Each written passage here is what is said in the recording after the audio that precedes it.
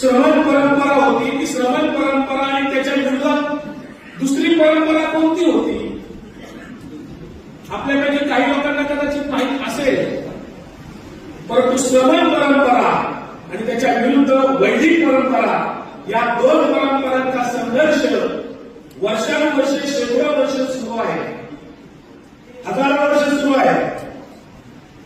गौतम बुद्धांपासून भगवान महावीरांपासून तो सुरू आहे. 2,500-3,000 वर्षापासून तो संघर्ष सुरू आहे. बळीराजापासूनही तो सुरूच आहे. बळीराजाला पाताळात गाडलं. कोण होता हा बळीराजा? बळीराजा म्हणजे आजचं संविधान होतं, हे जे आव्हाड साहेब सांगत होते ते खरं आहे.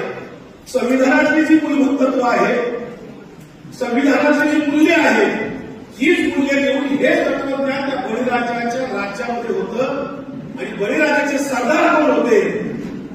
तर कोल्हापूरचा ज्योतिबा होता, आमच्या पुण्यातल्या जेजुरीचा खंडोबा होता आणि अयोध्येचा भैरवबा होता. हे बळीराजाचे सरदार होते, ज्यांना आपण देव बनवून टाकले, कारण ते देवासारखे वागत होते, तुमचं आमचं संरक्षण करत होते.